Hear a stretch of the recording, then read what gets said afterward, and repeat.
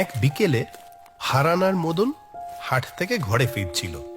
কুলতলি গ্রামে জেলেপাড়ায় 15টি মতো পরিবার মাছের ব্যবসা করে দিন চালায়। মদন আর হারান তাদেরই অন্যতম।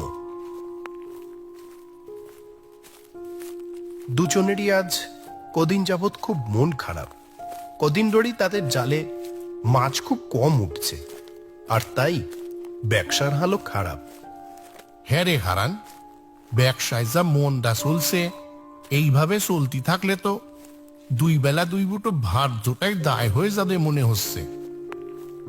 হ্যাঁ ভাই, রোজই বাড়ি ঢুকেই বউয়ের কথা শুনতে হচ্ছে। ঘরে তো রোজ অশান্তি লেগেই রয়েছে। কি করা যায় বলতো? আমরা কি না খেতে পেয়ে মরবো? আমার মাথায় না একখানা বুদ্ধি এসেছে, বুঝলি হারান? কি কি বল শুনি। দেখ, আমরা তো রোজ ভোরের দিকে বাউরে জাল ফেলি। সেই জায়গায় যদি আমরা মাঝরাতে যাই মাছ ধরতি, তাইলে কেমন হয়? তখন তো অন্য জেলেরা থাকবে না, আর আমাদের জালে অনেক বেশি মাছ উঠবে। কি বলিস? মাঝরাতে ওই বাউরে কেউ যায়? আরে কেউ যায় না বলেই তো বলছি, অনেক মাছ পাবো আমরা। হ্যাঁ সে বুঝলাম, কিন্তু মাঝরাতে ওই বাউরে যাওয়ার সাহস পাচ্ছি না রে। জানিসই তো, এই গায়ের কেউ রাতের বেলা ওইখানে যাওয়ার সাহস করে না। আরে ধু, চলই না একবার সাহস করে। আর তুই তো একা যাচ্ছিস না, সাথে তো আমিও যাব নাকি? দুইজনে তো একসাথে যাব। ঠিক আছে, এত করে বলছিস যখন, তখন চল আজ রাতি, দেখি যদি বেশি মাছ পাই। হ্যাঁ তাই চল। আর শোন, তোকে আগে একা একা বেরোতে হবে না, আমি বেরিয়ে তোকে ডেকে নিয়ে যাবো খন। ঠিক আছে, তাহলে সেই কথাই রইল। আজকেও তেমন একটা মাছ জোটেনি কপালে গো।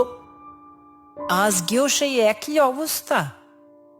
হ্যাঁ গো গিন্নি, তবে বুঝলে কি না, মদনের সাথে কথা হলো আজকে মাঝরাতে ওর সাথে যাবো বা ওরে মাছ ধরতি। তাড়াতাড়ি ভাত দাও তো, দুটা খেয়ে একটু শুই। মাঝরাতে তো বেরোতেই হবে আবার। মাঝরাতে তুমি ওই বাউড়ে যাবে মদন ঠাকুরপোর সাথে মাছ ধরতি? খবরদার না, এই বলে দিলাম আমি তোমায়।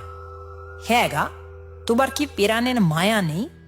তোমার কিছু হয়ে গেলে তোমার সংসারটা যে ভেসে যাবে, সেই খেয়াল আছে? ও ডাকতে এলে তুমি ওরে না করে দেবে? আমি আর কোনো কথা শুনতে চাই না।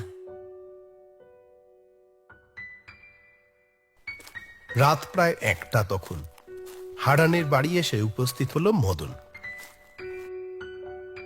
হারান, এই হারান, ওঠ, ঘুমিয়ে পড়লি নাকি? যাবি না মাছ ধরতি? রাত তো অনেক হলো, চল বেরিয়ে পড়ি। না রে ভাই, গিন্নি মানা করছে, যেতে দিবে না আমায় সে কিছুতেই। তুই যা, আমি ওই ভোরবেলাতেই যাবো খন। দুইজন মিলে গেলে কত ভালো হতো বলতো, কত মাছ পেতাম। যা কি আর করার, চলি আমি তাহলে।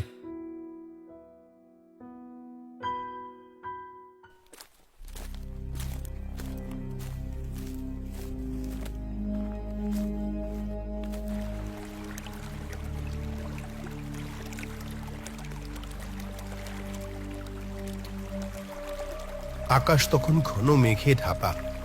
বর্ষার ঠান্ডা জলো হাওয়া বয়ে চলেছে সেই বিশাল বাওরের উপর দিয়ে। মদন তার বাঁধা নৌকাটা খুলে সেটা নিয়ে এগিয়ে চলল।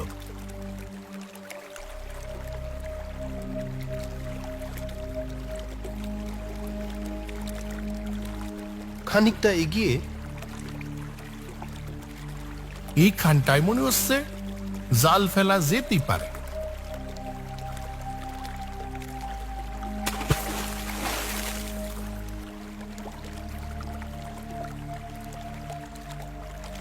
একসাথে এত মাছ পেয়ে মনে মনে ভীষণ খুশি হলো মদন। আর ভাবতে লাগলো যে এবার থেকে রোজ সে এই সময়ই মাছ ধরতে আসবে। ঝোড়ো হাওয়া আর তির করে বৃষ্টি পড়া শুরু হয়েছে ততক্ষণে, আর আকাশে শুরু হয়েছে বিদ্যুৎ ঝলকানি। মদন বুঝতে পারল এবার তাকে ফিরে যেতে হবে।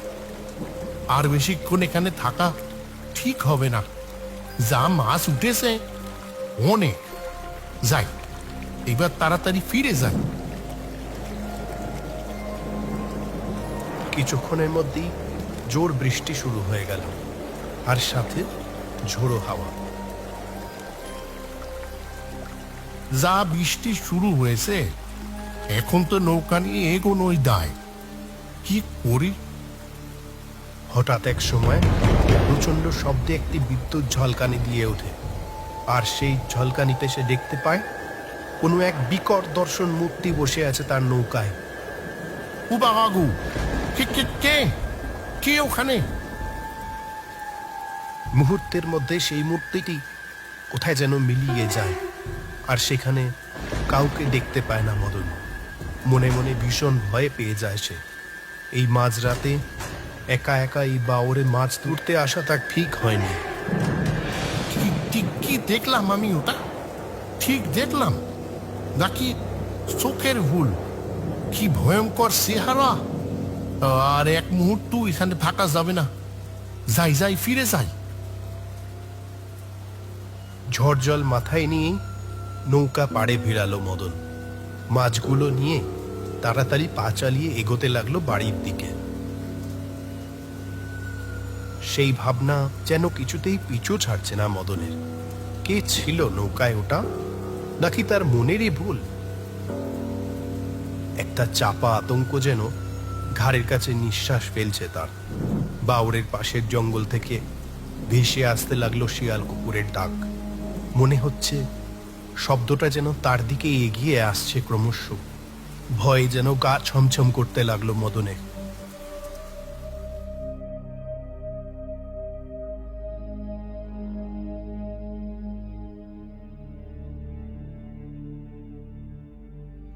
সকাল সকাল বেরিয়ে পড়তে হবে কাল। হাটে অতগুলো মাছ বেচে ভালোই লাভ হবে। এইসব ভাবতে ভাবতে ঘুমিয়ে পড়ল মদন। রাত তখন কটা বাজে জানে না সে। হঠাৎ কুকুরের প্রচন্ড ডাকাডাকিতে ঘুমটা ভেঙে গেল তার। হঠাৎ একটু কুকুর ডাকাডাকি করছে কেন? হলোটা কি? পাড়ায় সুর শাসক ঢুকলো নাকি? পরের দিন ভোরবেলা ঘুম থেকে উঠে দরজা খুলে বাইরে বেরোতেই চমকে উঠল মদন। একটা কালো বিড়াল রক্তাক্ত অবস্থায় তার সদর দরজার সামনে পড়ে আছে। এখানে কালো বিড়াল মোড়া এলো কোথার থেকে? কাল কি তাহলে এই জন্যই কুকুরগুলো এমন চিৎকার করছিল? কি জানি, হবে হয়তো। এইসব ভেবে যেই সে পাশের ঘরের দিকে পা বাড়ালো, নিজের চোখে যেন বিশ্বাস করতে পারল না সে।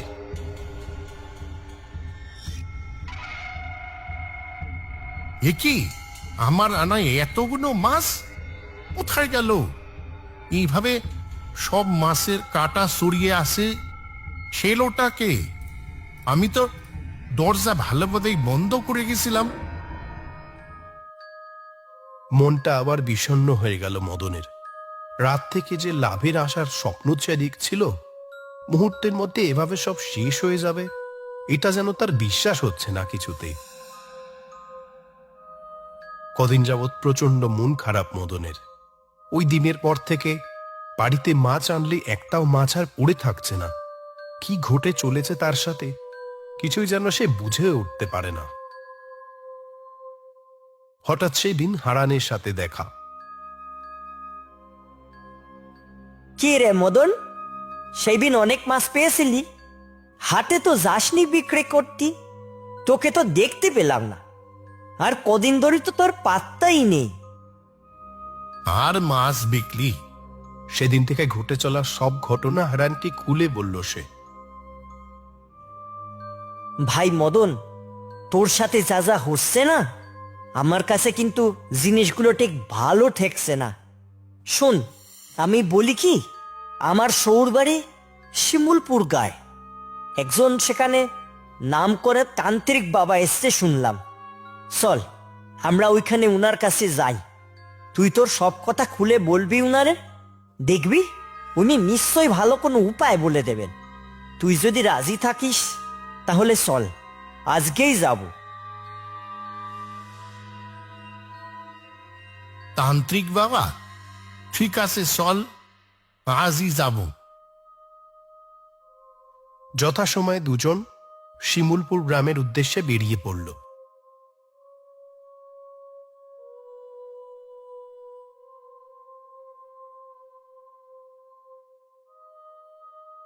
উনি কি এই জঙ্গলের মধ্যে থাকে নাকি রে হারান? আর কত দূর যেতে হবে? এই তো এসে গেছি পেরায়। হ্যাঁ, এই জঙ্গলে থাকেন উনি, এখানেই জপ টপ করেন শুনেছি।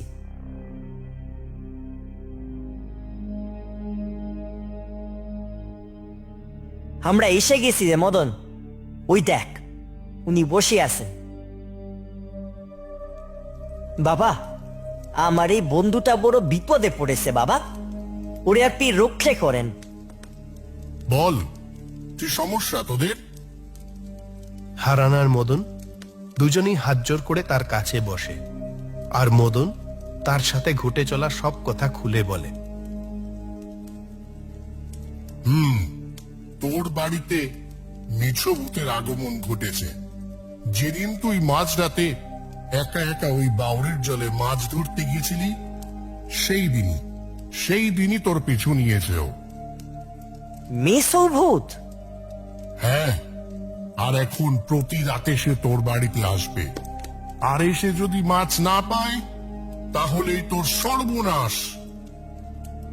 বাবা, আমায় রক্ষে করেন বাবা, এর থেকে বাঁচার কি কোনো উপায় নেই? এই মেছো ভূত তাড়ানো যে কারোর কম্য নয়। চল, আমি তোদের সাথে যাচ্ছি, নিয়ে চল আমায় তোর বাড়িতে, তারপর দেখি ওই বেটা ওখানে থাকে কি করে। চল। জয় তান্ত্রিক বাবার জয়।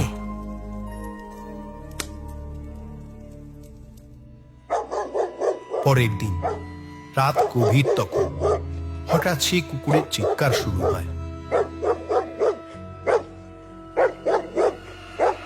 হে কি, আমি ঢুকতে পারছি না কেন? ওই বাড়িতে ঢুকবি? চলে যা, চলে যা এখান থেকে। যেখান থেকে এসেছিস ফিরে যা সেখানে, যা। মাছ চাই আমার, মাছ, মাছ বে, নয়তো সব কটা ঘাড় মোটকে এক্ষুনি। তবে রে, মা কালী, কোরাল মদনী, শ্মশান বাসিনী, রক্ষা করো মা, রক্ষা করো। ও, এ কি অসহ্য জ্বালা! ও ও ও আহ! আর কোনো চিন্তা নেই, সব বিপদ কেটে গেছে। আপনারে কোটি কোটি পেন নাম বাবা। এরপর থেকে কুলতলি গ্রামে আর কোনো সমস্যা হয় না।